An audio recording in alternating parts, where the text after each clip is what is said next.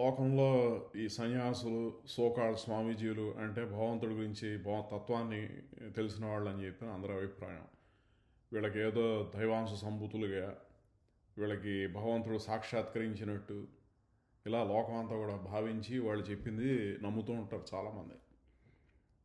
అయితే ఇక్కడ మహనీయులైనటువంటి ఆ, కొంతమంది పండితులు కానీ ఆచార్య పురుషులు అంటారు వాళ్ళు కానీ, లేకపోతే ఆది శంకరాచార్యులు వారు, ఇటువంటి వాళ్ళు లోకానికి భగవంతుడి యొక్క తత్వం తెలియనప్పుడు ఆ తత్వాన్ని చెప్పిన రీతి రివాజు ఇవి వెనక చూస్తే వాళ్ళ యొక్క జీవుడికి భగవంతుడితో ఉన్న సంబంధం గురించి మాట్లాడారు తప్పిస్తే, అంటే ఈ ఆత్మకి ప్రతి క్రిమి కీటకాలు, పశుపక్షాదులు, పర్వతాలు, మనుష్య రూపంలో తిరిగేటువంటి అన్ని జీవులకి కూడా భగవంతుడితో ఉండేటువంటి సంబంధాన్ని తెలియజేయడం కోసం వాళ్ళు చెప్పిన తత్వాలు, అద్వైతం కానీ విశిష్టాద్వైతం అంటే ఒక ప్రతి జీవుడికి ఉండేటువంటి వైలక్షణాన్ని లోకానికి నువ్వు ఒక స్పెషల్, ప్రతి జీవి కూడా ఒక విలక్షణమైనటువంటి ఒక unique special being, like snow flakes ఎలా అయితే యునీక్గా ఉంటాయో అలా ప్రతి జీవుడు కూడా చాలా విలక్షణతో కూడి ఉంటాడని చెప్పి రామానుజుల వారు దాన్ని విశేషించి లోకానికి చెప్పారు.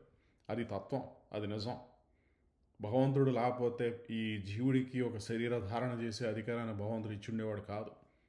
ఈ ఉన్నటువంటి ప్రకృతి ఎప్పుడు ఉన్నదే, కాలం ఎప్పుడు ఉన్నదే, జీవుడు ఎప్పుడు ఉన్నవాడే. భగవంతుడు జీవుడిని సృష్టించలేదు. సో ఈ సమ్మేళనంతో ఏర్పడేటువంటి రకరకాల శరీరాలకి ఎవరికి కావాల్సినటువంటి వాసన ఎవరికైతే ఉంటుందో ఆ వాసనతోటి వాడు నాకు ఈ జీవితం కావాలి, ఈ శరీరం కావాలని కోరుకుంటాడు. దాన్ని ఒక ఉపాధిగా వాడికి అందేట్టు లభించేట్టు చేసేటువంటి వాడే భగవంతుడు. అయితే ఆయన ఈ లోకంలోకి ఎక్కడో పరమపదం లేకపోతే ఆయన ఉండేటువంటి ఉన్నతమైనటువంటి లోకాల నుంచి దిగి ఈ లోకంలోకి అవతరించి, లేకపోతే స్వయంభూ విగ్రహంగా ఆయన అవ్యక్తమైనప్పుడు కేవలం ఈ లోకంలో ఉన్నటువంటి కొన్ని కళ్యాణమైనటువంటివి, ఈ రసవత్తరమైనటువంటి శృంగారం, రొమాన్స్, ఇటువంటివి ఆయన అనుభవించడం కోసం తన దేవేరులతోటి ఆయన వస్తాడు. అలా ఒక ప్రైవేట్గా వాళ్ళు రాసలీల చేసుకునేటువంటి సమయంలో వాళ్ళని డిస్టర్బ్ చేయడం అనేటువంటిది సరైనది కాదు. సన్యాసులకైనా లేకపోతే ఈ లోకంలో భగవంతుడిని అమ్మి ఈ జనాలందరినీ పట్టుకెళ్ళి బదరికాశ్రమం, లేకపోతే ముక్తినాథు, లేదంటే అక్కడ ఎక్కడికైనా ఎటువంటి దివ్యమైనటువంటి క్షేత్రానికైనా భగవంతుడి యొక్క అనుగ్రహం, ఆయన యొక్క పిలుపు రాందే వెళ్ళడం అనేటువంటిది సమంజసం కాదు.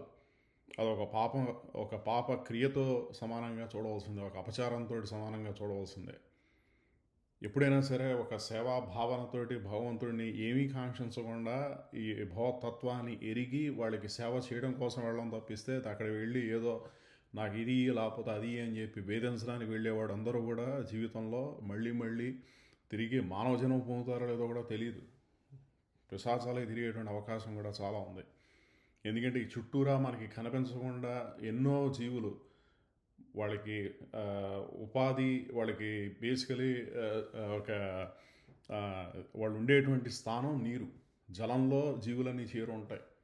కానీ ఈ జలంలో చేరే మధ్యలో ఈ జీవులు చాలా తిరుగుతూ ఉంటాయి. శరీరాలు వదిలేసి తిరిగేటువంటి జీవుల వాసనతోటి, వాళ్ళకు ఉన్నటువంటి కోరిక ఆకాంక్షలతోటి ఎన్నో తిరుగుతూ ఉంటాయి.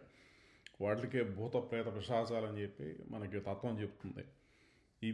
వీటి నుంచి రక్షించుకోవడం కోసం జీవుడు చేసేదే అనుష్ఠానం. అనుష్ఠానం వేరు, ఆరాధన వేరు. సో అనుష్ఠానం అనేటువంటిది సంధ్యా సమయంలో ఎప్పుడైతే ఈ జీవులు క్షీణించి ఉంటాయో ఆ క్షణంలో నీ యొక్క శక్తిని నువ్వు పెంచుకొని నీ యొక్క శుచి స్మితుడివై ఉండడం కోసం ఈ సంధ్యా సమయంలో వాళ్ళకి స్నాన సంధ్యాదులు అని చెప్పారు. సూర్యుడికి జలాన్ని, అర్ఘ్యంగా జలాన్ని అందించడం కూడా కారణం అదే. ఎందుకంటే ఈ హృదయ స్థానం ఉన్నటువంటి జీవుడు ఈ జలంలో చేరి సూర్యుడి యొక్క శక్తి ద్వారా ఉన్నతమైనటువంటి లోకాలకి అధిరోహిస్తాడని చెప్పి మనకి బేసికలీ అది practical matter, physical aspect of it. సూర్యుడి యొక్క శక్తితోటి నీరు ఆవిరై మేఘంగా మారి మేఘం నుంచి మళ్ళీ తిరిగి పొలంలోకి లేకపోతే జలంలోకి చేరుతుంది. సో ఈ ట్రాన్స్మిషన్ ప్రాసెస్ని వీడు ఎనాక్ట్ చేస్తుంటాడు రోజు. సూర్యుడికి తిరిగి అర్ఘ్యంగా సమర్పిస్తూ నేను ఈ జలంలో చేరి మళ్ళీ నీకు అందుతాను అని చెప్పి చెప్పడం కోసం. సో ఈ సూర్యుడికి మనకి మధ్య ఆచార్యుడు జలం. సో ఇది ఆచార్యుడు అంటే బేసిక్లో మార్గం, దాని సాంప్రదాయం అనుకోవచ్చు. హిందూ మతం అనేటువంటిది అసలు లేదు. ఉన్నదల్లా భారతదేశంలో కానీ ప్రపంచంలో కానీ సాంప్రదాయాలు ఉన్నాయి. ఎప్పుడైతే ఒక మతం అవుతుందో, ఎటువంటిదైనా హిందూ మతం అయినా, క్రిస్టియానిటీ అయినా, ఇస్లాం అయినా, జైనిజం అయినా, బుద్ధిజం అయినా ఒకటి మతంగా మారినాడు అది ఒక పిచ్చిగా మారి వాళ్ళందరినీ కూడా తిరిగి ఒక సంఘీకృతమైనటువంటి పైశాచిక లోకంలోకి వాళ్ళని పట్టుకెళ్ళి అలాగా ఉంచుతుంది. అందుకని ఆ నేరో మైండెడ్నెస్ని వదిలేసి కేవలం ఎక్కడైనా ఉంటే ఒక సాంప్రదాయాన్ని, సంస్కృతిని అర్థం చేసుకొని దాన్ని అవలంబించి అది ఎందుకు చేస్తున్నామో వీలైతే తెలుసుకోవడం, లేదంటే యాదృచ్ఛికంగా చేసినా సరే ఒక సంధ్యా ప్రక్రియ ద్వారా సంధ్యా సమయంలో ఎలా అయితే అర్ఘ్యప్రదానం చేస్తావో, ఎవరైతే చూసి నీ నుంచి ఒక హెల్ప్ కావాలన్నవాడు ఎలా అంటాడో అలాగ నువ్వు చేసేటువంటి ఒక ముద్ర, ఒక ప్రక్రియ ద్వారా సూర్యుడితోటి నీ గనక సంబంధాన్ని ఏర్పరచుకుంటే ఆ సూర్యనారాయణుడే నేను రక్షిస్తాడు. తిరిగి మానవ జన్మనో ఉత్తమమైనటువంటి జన్మనో కలిగించడానికి లోకంలో ఉన్నటువంటి జీవులకి రామందులో చెప్పినట్టుగా విశిష్టాద్వైతం అంటే ఈ జీవుడి యొక్క విలక్షణత. కానీ భగవంతుడు ఎప్పుడూ గొప్పవాడే. సో భగవంతుడి యొక్క గొప్పతనం గురించి చెప్పేది ఏం కొత్తగా లేదు. కానీ ఒక జీవుడికి ఉన్నటువంటి గొప్పతనాన్ని చెప్పిన వాళ్ళే రామానుజుల వారు.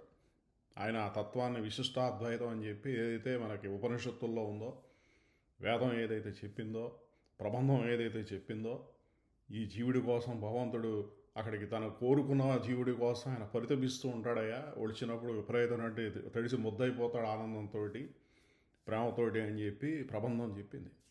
అందుకని దివ్య ప్రబంధాలు అంటారు. అది కీర్తించి గానం చేసిన వాడు సాక్షాత్తు పరమశివుడు.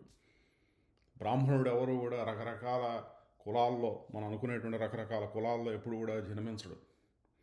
సో ఈ బ్రాహ్మణులు ఆళ్వారులై అవతరించారనుకోవడం ఒక హాస్యాస్పదమైనటువంటి సందర్భం, ఒక హాస్యాస్పదమైనటువంటిది.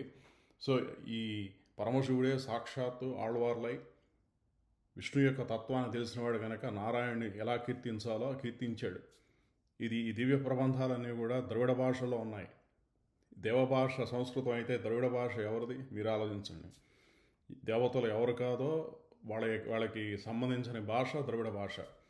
ఆ ద్రవిడ భాషలో కీర్తించిన వాడు సాక్షాత్ పరమశివుడు. ఆ భాష ఏదైతే ఎన్నడూ విష్ణువుని కీర్తించిన భాషలో విష్ణువుని యొక్క తత్వాన్ని ఆయన లోకానికి అందించాడు. దాన్ని దివ్య ప్రబంధం, నాలాయన దివ్య ప్రబంధం అని చెప్పని అన్నారు. సో ఈ అనుష్ఠానం అనేటువంటిది ఈ లోకంలో శరీరధారణ చేసినటువంటి ప్రతి జీవి కూడా చేయవలసినటువంటి విషయం.